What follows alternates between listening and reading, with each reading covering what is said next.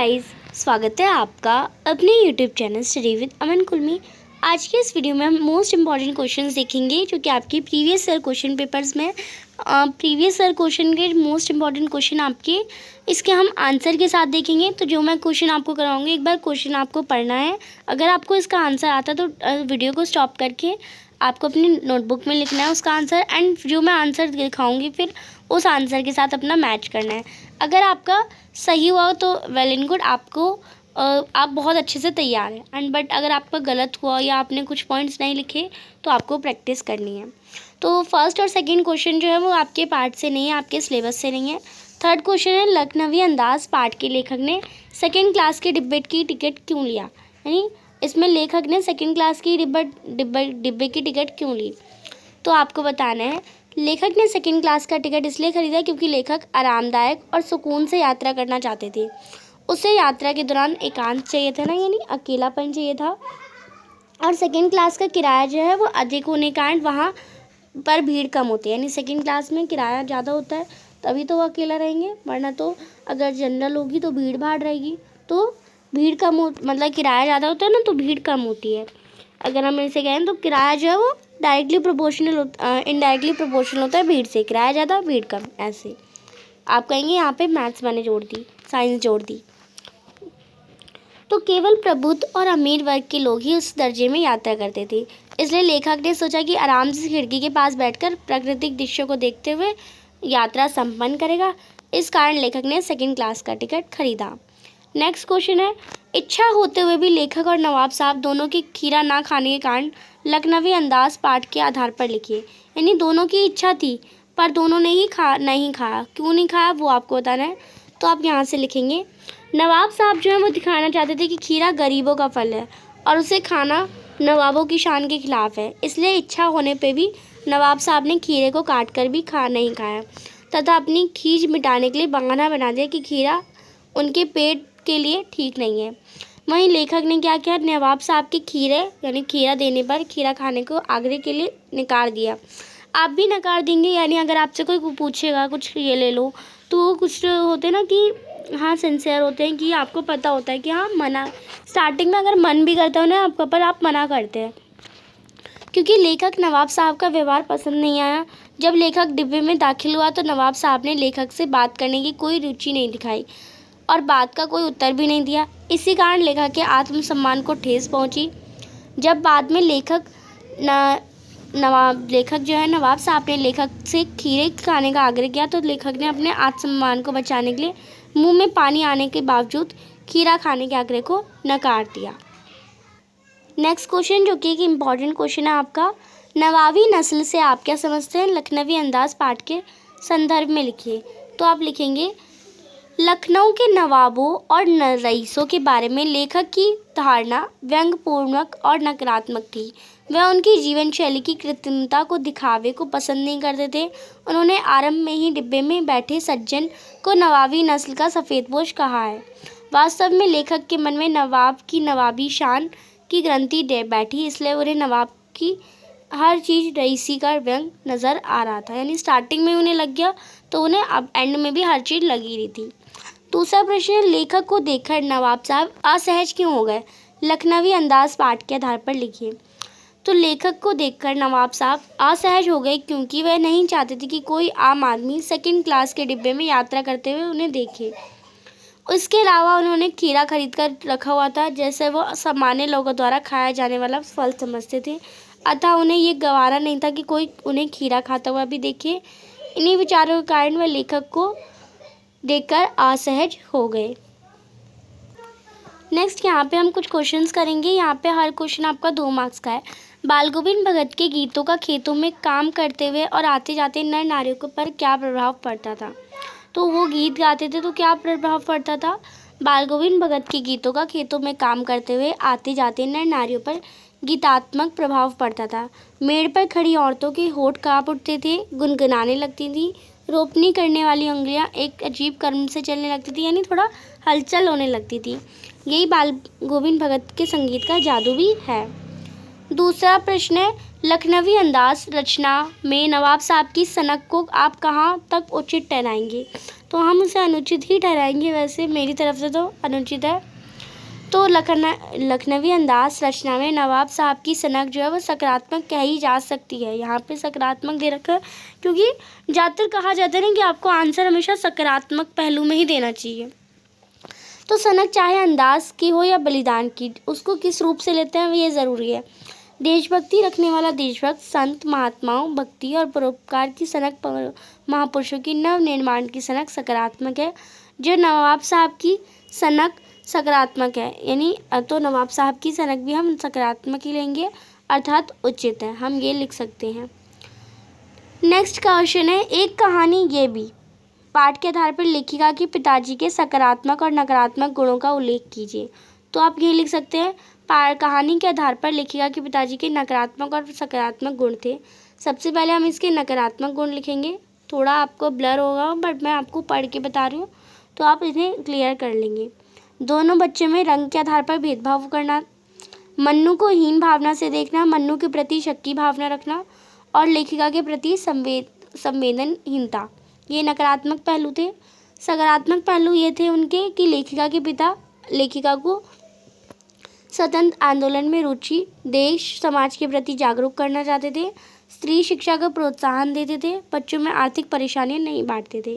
तो यहाँ पे ये दो पहलू हमने लिख लिए। नेक्स्ट क्वेश्चन है, बिस्मिल्लाह खान की तुलना कस्तूरी मृग से क्यों की गई है? अब आपको ये एक इम्पॉर्टेंट क्वेश्चन मैंने आपको बता दिया, यहाँ पे आपको ये आंसर भी ध्यान में रखना है। जो बिस्मिल्लाह की तुलना जो है वो कस्तूरी मृग से इसलिए की गई है क्योंकि दोनों के गुण समान हैं। जिस प्रकार जो कस्तूरी मृग है वो भीतर ही कस्तूरी की गंध होती है और वह उसकी तलाश में भटकता रहता है, उसी प्रकार जो बिस्मिल्लाह खान है सुरों के सच्चे ज्ञाता होते भी ईश्वर के सच्चे सुर की प्रार्थना करते रहते हैं, यानी वो सुरों के ज्ञात हैं तब भी वो ईश्वर से सच्चे सुरों की प्रार्थना करते रहते हैं। वैसे ही जो कस्तूरी मृग होता है उसके अंदर ही गंध होती है, पर वो पूरी हर जगह गंध की तलाश में भटकता रहता है। नेक्स्ट हम 2 नंबर वाले फिर से क्वेश्चन करते हैं। अट नहीं रही है कविता में उड़ने को नभ में तुम पर कर देते हो के आलोक में बताइए कि फाल्गुन के लोगों के मान को किस तरह प्रभावित करता है? तो आप लिखिए, फाल्गुन महीने में प्राकृतिक सौंदर्य जो होता है वो चरम पर होता है, चरम सीमा पर होता है और जन मन उससे प्रभावित होता है। फाल्गुन की सुगंधित हवा के रूप में जन जन अंदर बाहर सुवासित हो उठता है।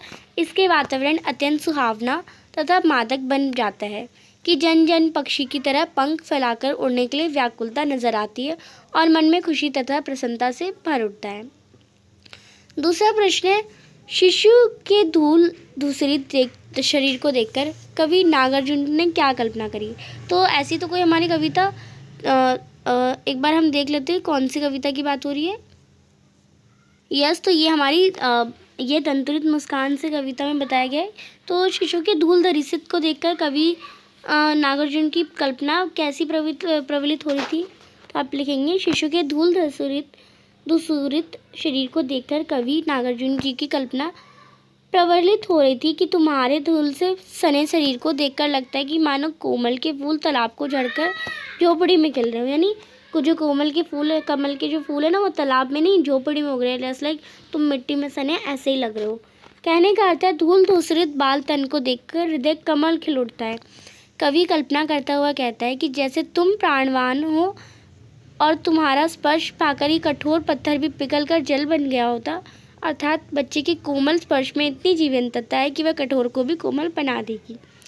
आप इसे कर लेंगे। नेक्स्ट क्वेश्चन है, प्रभुता, यहाँ पे ये क्वेश्चन, ये चैप्टर हमारा पोएम नहीं आ रही है, संगतकार आ रहा है। संगतकार कविता में कवि ने आम लोगों से क्या अपेक्षा की है? तो आप लिखेंगे, संगतकार कविता के आधार पर कवि की आम लोगों से अपेक्षा है कि जिस कारण आप लोग अपनी आवाज़ को ऊंचा ना उठाने की संगतकार की कमज़ोरी या असफलता नहीं मानना चाहिए। संगतकार के प्रति भी संवेदनशील होना चाहिए। और फिर लास्ट क्वेश्चन है, परशुराम के प्रति लक्ष्मण के व्यवहार पर अपने विचार लिखें, यानी परशुराम जी जो लक्ष्मण कैसा व्यवहार रखते हैं वो आपको बताना है। तो लक्ष्मण परम वीर हैं, ऐसे लोग स्वतंत्र ही निडर होते हैं, यानी वो जो लक्ष्मण है वो बचपन से ही निडर थे, यानी डरते नहीं थे किसी से। परंतु किसी वीर का उग्र होना आवश्यक नहीं। यानी लक्ष्मण साथ साथ उग्र भी थे और उग्र होना ज़रूरी नहीं। हमारे विचार से योद्धा का धर्म अन्याय के खिलाफ आवाज़ उठाना है, परंतु जहाँ पर परशुराम और लक्ष्मण के मध्य वाद विवाद चल रहा था वह युद्ध क्षेत्र नहीं था। परशुराम का असीमित क्रोध तथा लक्ष्मण की असीमित उग्रता, यानी वो ज़्यादा ही जवाब दे रहा था और उनका ज़्यादा ही क्रोध था, दोनों ही ठीक नहीं था। हर बात की अति बुरी होती है, यानी हर बात को बढ़ा चढ़ा के बोलना एंड हर बात का जवाब देना वो भी बुरा होता है। फिर भी हमारी समझ से लक्ष्मण को क्रोध की सीमा का उल्लंघन नहीं करना चाहिए था। भारतीय संस्कृति हमें बड़ों का सम्मान करना सिखाती है, अपमान नहीं। तो ये हम लिख सकते हैं और यहाँ पे आप लक्ष्मण के सपोर्ट में भी आंसर लिख सकते हैं। नेक्स्ट जो क्वेश्चन है वो 3 नंबर वाले हैं आपके। पहला प्रश्न दे रखा है आपको, बच्चे रोना धोना पीड़ा आपसी झगड़े ज़्यादा देर तक अपने साथ नहीं रख सकते। माता का अंचल पाठ के आधार पर इस कथन को उदाहरण सहित स्पष्ट कीजिए। तो आप लिखेंगे यहाँ पे, सॉरी यहाँ थोड़ा प्रॉब्लम हो रही है, बच्चे रोना धोना पीड़ा आपसी झगड़े ज़्यादा देर तक अपने साथ नहीं रखते, ये कथन सही है। बच्चे सरल और निश्चल स्वभाव के होते हैं, वे लड़ाई झगड़े की कटुता को अधिक देर तक अपने मन में नहीं रख पाते, इसलिए वो किसी को बता देते हैं। उदाहरण के तौर पर जब कभी आम की फसल के समय आंधी आती है तब भोलानाथ अपने मित्रों के साथ बागों में चला जाता है, जहाँ उन्हें बूढ़े तिवारी जी मिल गए। बैजू ने उन्हें बिचड़ाना आरंभ कर दिया। उसकी शिकायत तब जब गुरुजी ने से की तो उन्होंने भोलानाथ की खूब खबर ली। भोलानाथ का रो रो कर बुरा हाल था, वह अपने पिता के साथ घर की तरफ चल दिए। रास्ते में भोलानाथ अपने मित्रों के साथ खेलने लगे। वहाँ खड़े लोग कहने लगे, लड़के और बंदर पराई पीर नहीं समझते, यानी लड़ाई झगड़ा नहीं समझते, ये हम कह सकते हैं। दूसरा प्रश्न जो है वो आपका जॉर्ज पंचम, यानी ये आपका चैप्टर आ ही नहीं रहा। तीसरा प्रश्न है, यात्राएं विभिन्न संस्कृतियों के परिचित होने का अच्छा माध्यम है। साना साना हाथ जोड़ी यात्रा वृत्तांत के आधार पर, यानी आप यात्रा करते हैं तो आप लोगों से मिलते हैं ना, बहुत लोगों से मिलते हैं, नई नई बातें और कल्चर वगैरह सीखते हैं, तो वही आपको बताना है। इतिहास गवाह है कि सभी यात्राएं संस्कृतियों के परिचित होने का अच्छा माध्यम है। पाठ के आधार पर भी ये स्पष्ट होता है कि यात्राओं से हमें वहाँ की प्राकृतिक सौंदर्य के साथ साथ भाषा के बारे में, रीति रिवाज के बारे में, परंपराओं के बारे में, मान्यताओं से भी परिचित होते हैं। हम दूर बैठकर किसी स्थान की संस्कृति का अनुभव नहीं कर सकते। संस्कृतियों का आदान प्रदान इसकी अहम भूमिका निभाते हैं। पहाड़ी बच्चों को स्कूल जाने के साथ साथ माँ बाप का हाथ पटाते देखा उन्होंने। ये सब हम अपने आंसर में लिख सकते थे। नेक्स्ट क्वेश्चन देखते हैं। तो हम नेक्स्ट क्वेश्चन अब अपनी नेक्स्ट वीडियो में देखेंगे। तो चैनल को भी तक आपने सब्सक्राइब नहीं किया तो प्लीज़ चैनल को सब्सक्राइब ज़रूर करें। वीडियो अच्छी लगी तो इसे लाइक करिए और दोस्तों के साथ शेयर करिए। कोई भी डाउट हो कमेंट सेक्शन में पूछ सकते हैं। और सैम्पल पेपर की वीडियोस नहीं देखी अभी तक तो सैम्पल पेपर ज़रूर देख लें, वो आपके लिए बहुत हेल्पफुल रहेगा पेपर के लिए। एंड ये सारे मोस्ट इंपॉर्टेंट क्वेश्चन जितने भी मैंने कराए हैं इन्हें एक बार पढ़ लीजिए और लिख ज़रूर लीजिएगा, जिससे आपको वो याद रहेंगे। Thanks for watching, bye bye guys.